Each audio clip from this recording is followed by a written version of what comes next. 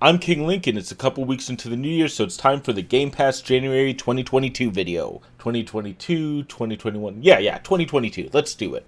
This month we had 19 titles released, and while it is of course a smaller month than December, what month really will live up to Halo Infinite? It's still packed with games, and I found many more titles interesting and completed quite a few already. At the same time, there's a massive news last week that may change Game Pass forever, but before we get there, let's focus on this month first. We'll start with Transformers Battlegrounds, simplified XCOM with more than meets the eye.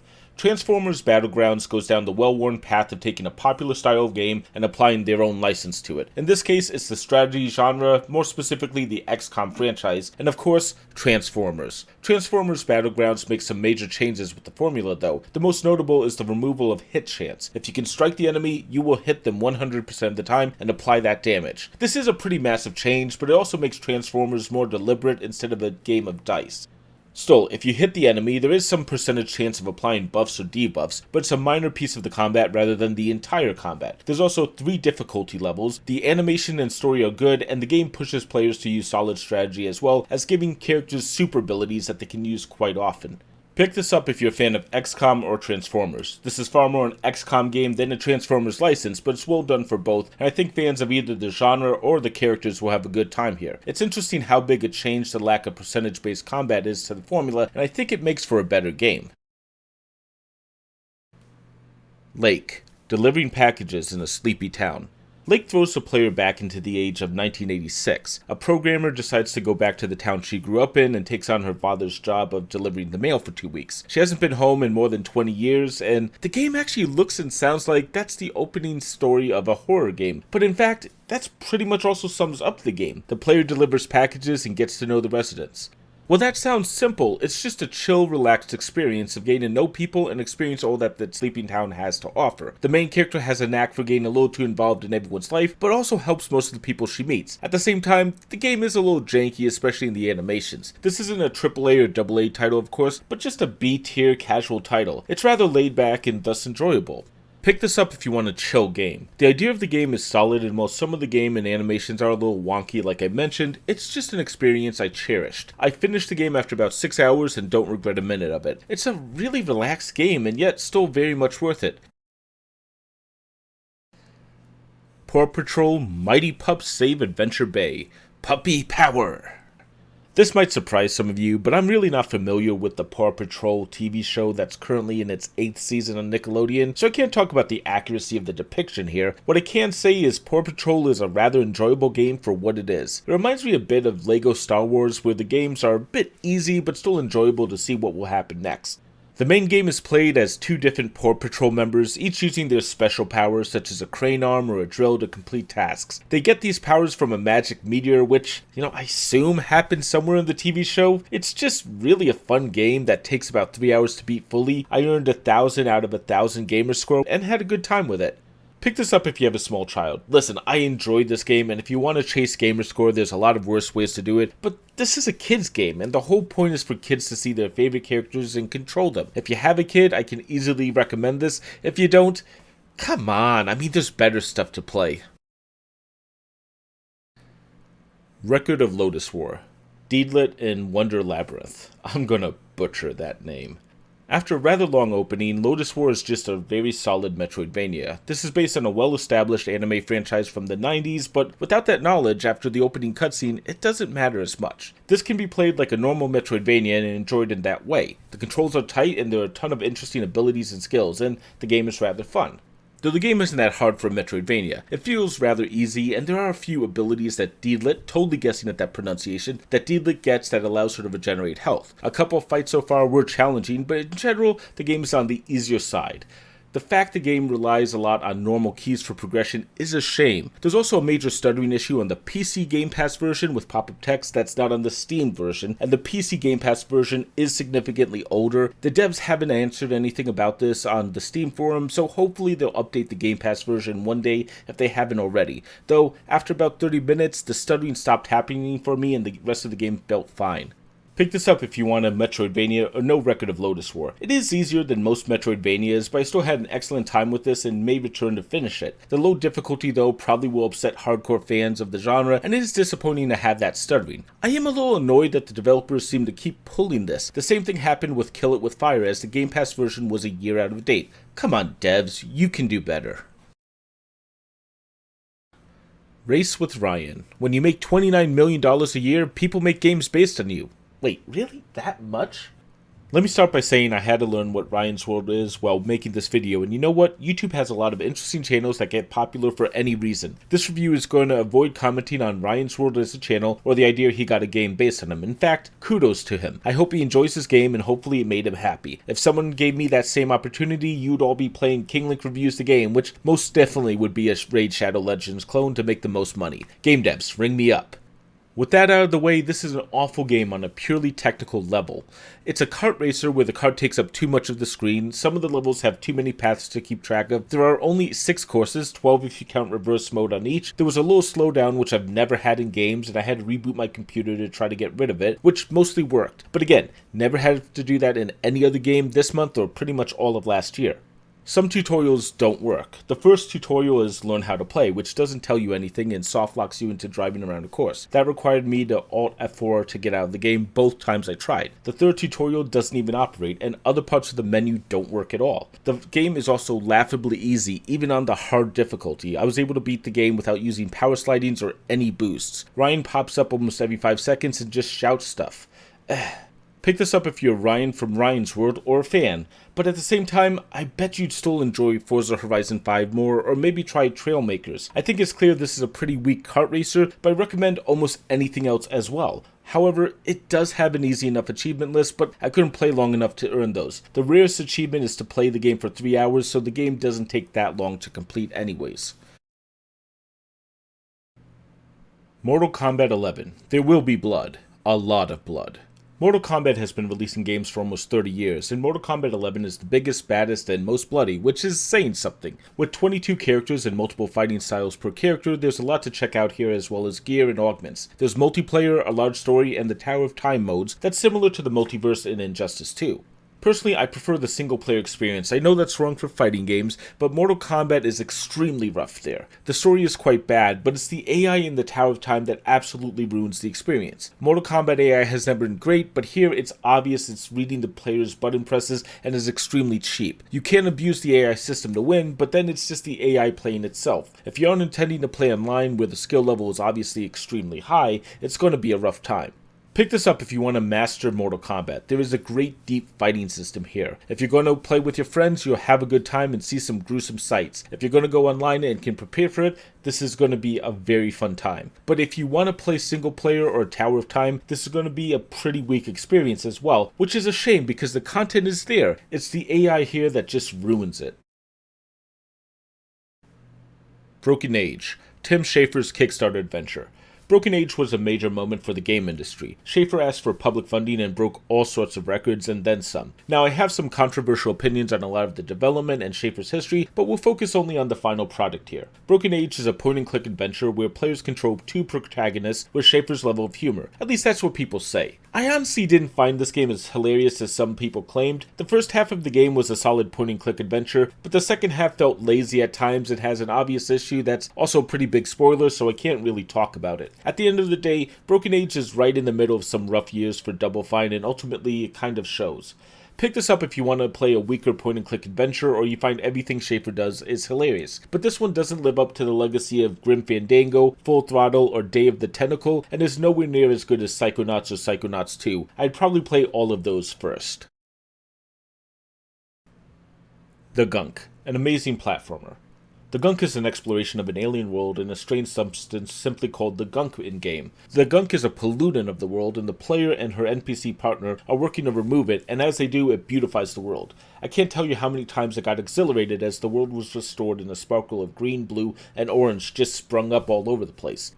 At the same time, much of the game is just sucking up the gunk. There's platforming and minimal combat, but neither felt deep, and while there are upgrades to the player's arsenal, they never felt necessary. There were a couple points where I was wishing the game had a navigation arrow to show me where the next destination was, but that only occurred once or twice for me.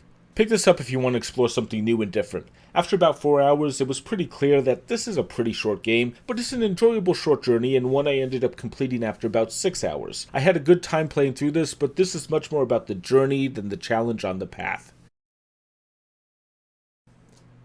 Ben 10 Power Trip, an open-world game based on a cartoon.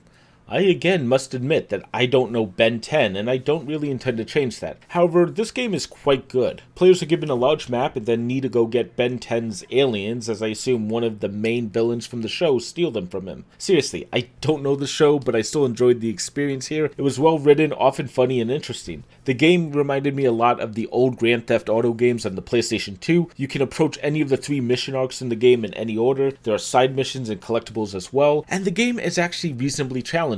On the other hand, given you have 3 separate arcs, the characters you earn in the first arc aren't really used in the second or third, and while they are helpful, it's kind of sad that each story arc is limited to specific characters. Pick this up if you like open world games or Ben 10. If you're a fan of the show, this likely will mean a lot more to you, but as I said, this is well written, funny, and clever, so you can approach it as someone who hasn't seen the original show and still may enjoy the game. I have no reason to return, but I am still considering it because this game was quite fun. Firewatch, a masterclass of storytelling. Firewatch is a game that shows how to tell interesting stories in video games. It has an amazing narrative and intertwines it with gameplay, so players are constantly involved in the story, as well as the experience and what they'll find. This sounds rather easy, but it's something that eludes even the biggest games, yet Firewatch makes it look effortless.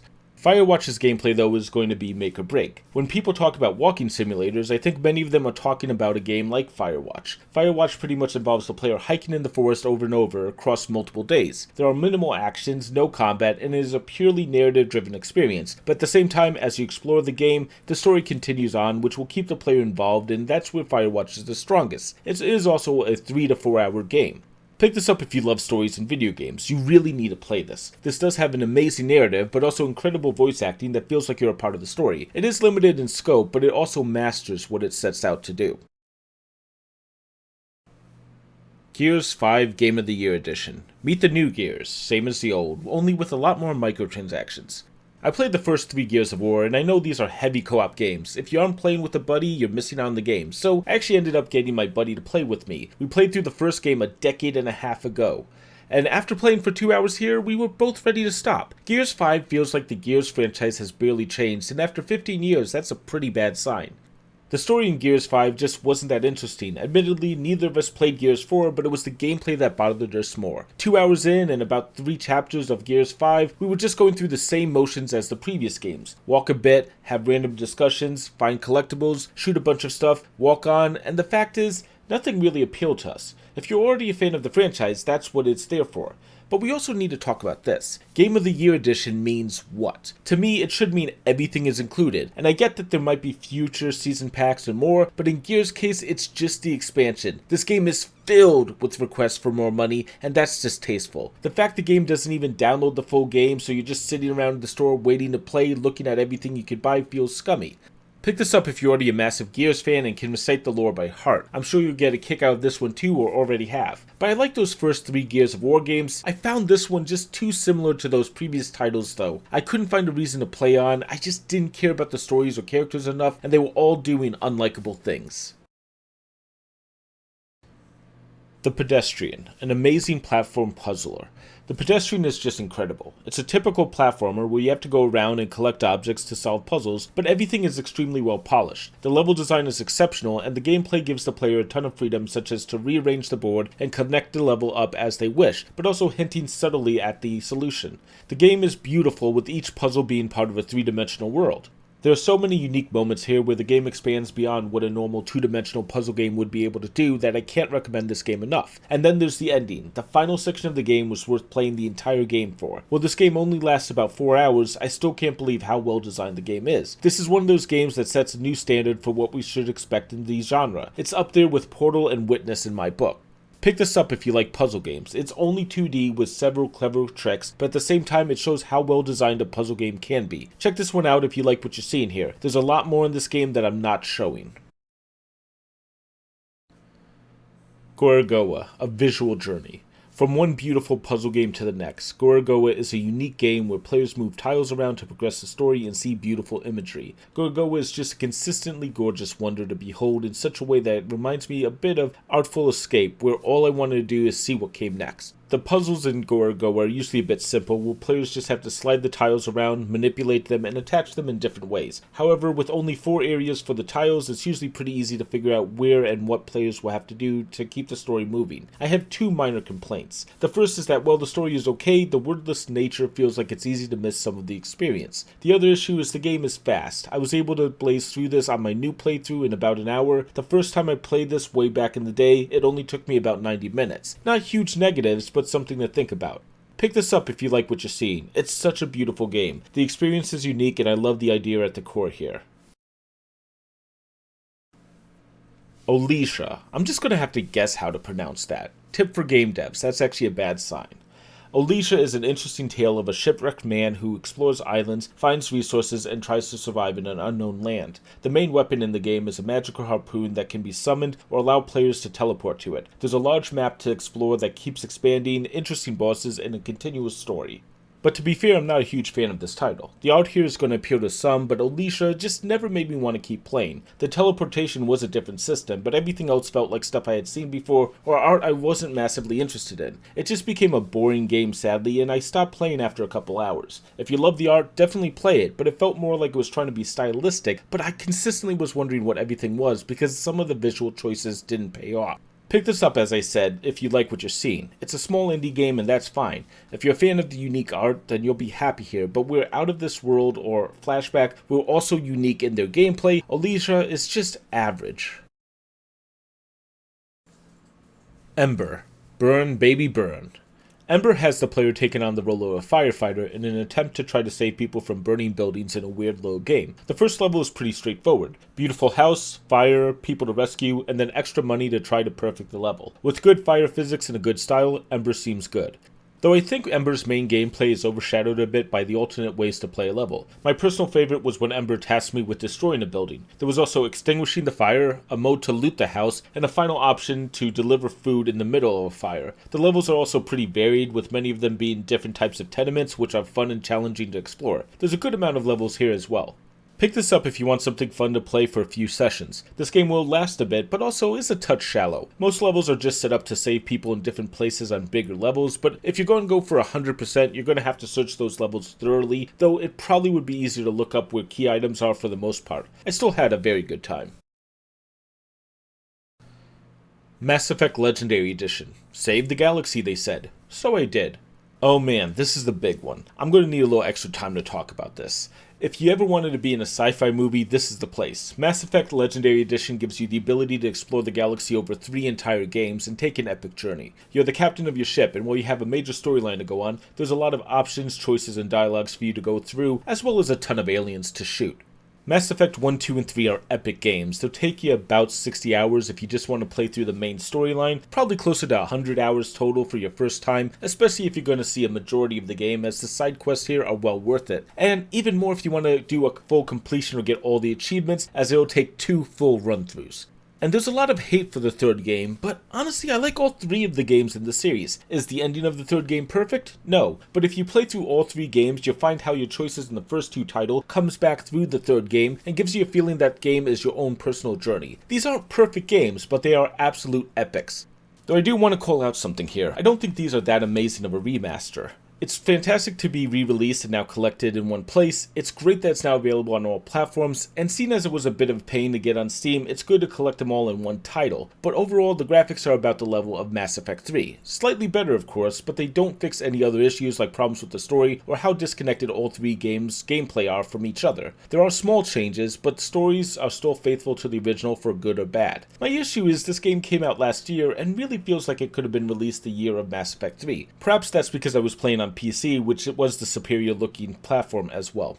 Pick this up if you never played Mass Effect. This is still the best version of the game, and I'm probably a little harsh on the title because this could have been better. Still, if and when I decide to replay Mass Effect, there's no question. I'm playing the Legendary Edition, and I recommend Mass Effect heavily to anyone who hasn't played through the entire series. It's a great story, yes, even counting the ending. Get over it.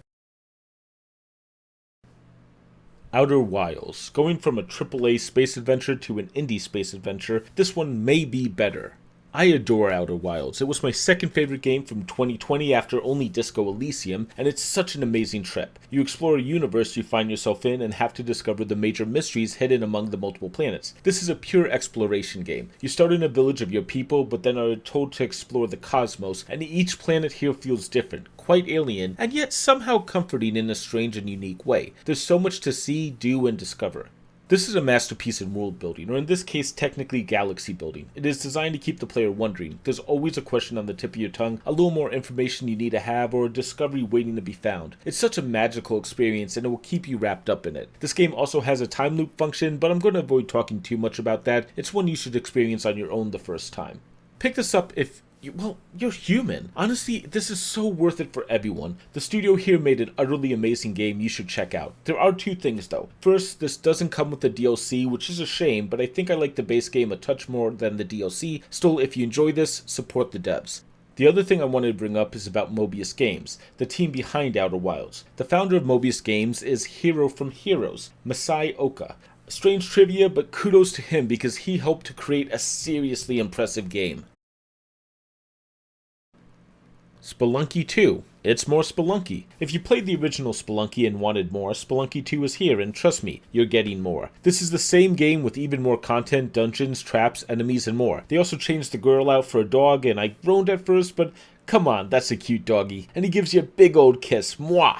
That's all I can say. I'm not that good at Spelunky myself. I only beat the first area in the first game, and I believe Spelunky 2 is significantly harder. This is one roguelite that I'm not a huge fan of. Not that I think there's anything wrong, I just can't talk about how the dungeon progresses because I can only see the first area. My friends who are huge fans of the first game love the second as well. I see why. Sorry, I'm not your Spelunky guru though. Pick this up if you enjoyed Spelunky. Because of its enhanced challenge and difficulty, this is probably only for those who have beaten the first title. There's no assist mode or anything else to make it easier. It's just a harder version of a pretty hard game, and I think that's perfect for this title.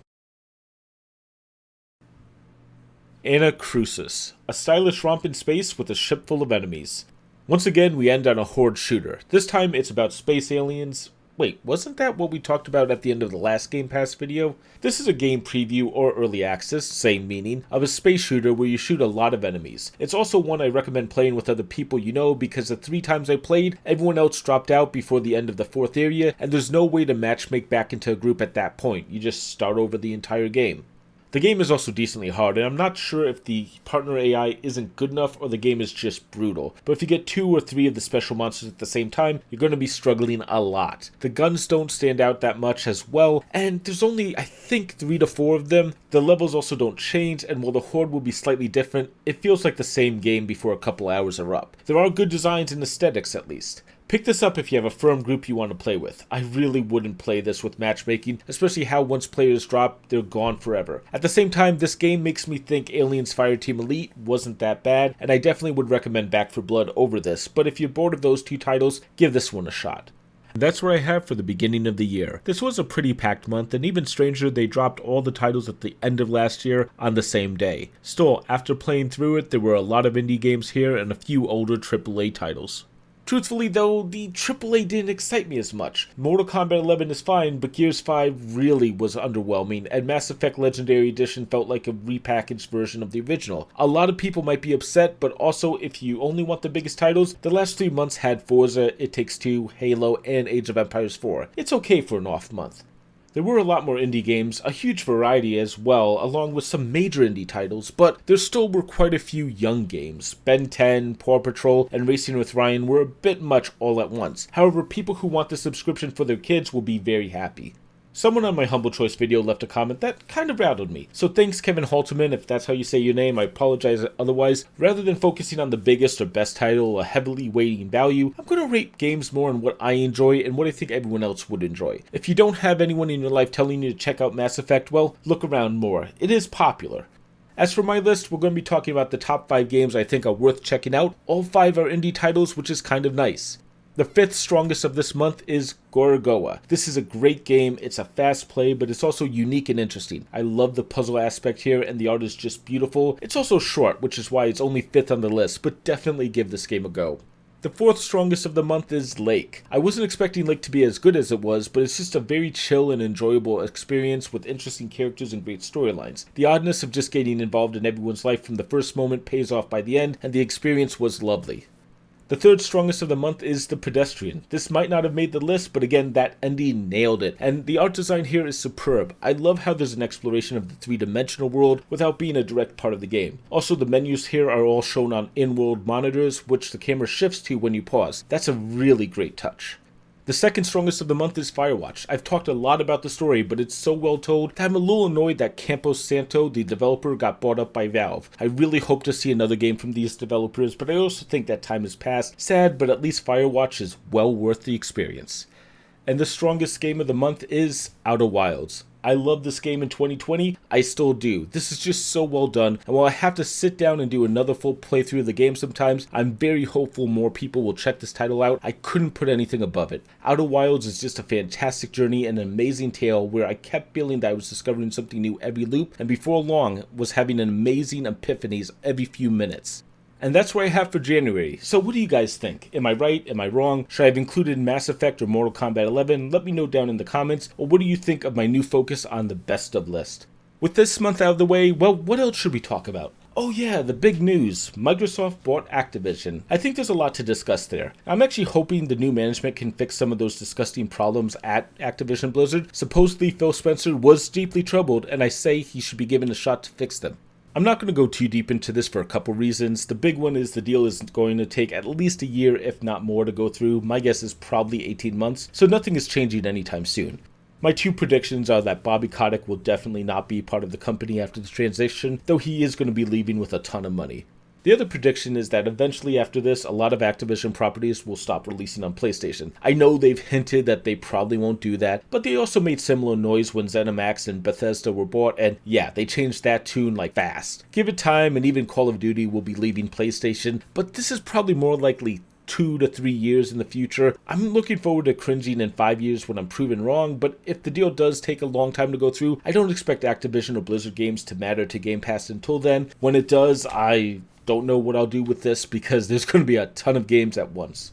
Finally, let's look at the next 2 weeks. Now, I'll say I'm excited to see Taiko no Tatsunju. Seriously, I love that drum game. But even outside that, it's a packed month with tons of games. Danganronpa is a great visual novel, which also won an award for the best of the year a couple years ago for me. I'm looking forward to buying Hitman 3, so that's great to see. But also, 2 major Rainbow Six games sounds great, as well as the Ubisoft Connect that I think we get from this. Alright, with all of that out of the way, I think we're good to go. As always, I have to say, consider subscribing and ringing that bell. It is very important to the channel. Like and comment to help out the channel, and keep thinking of places to share this video. There's actually a really good momentum on this series. I'd love to see it continue to grow, and if you're interested in hanging out, check out the Discord server called The Round Table. I run it, but it's not intended to only be about me. It's just a place to talk about games and other hobbies. Check out what's going on there. I'd love to hear from you there. It's down in the description. Talk to you soon.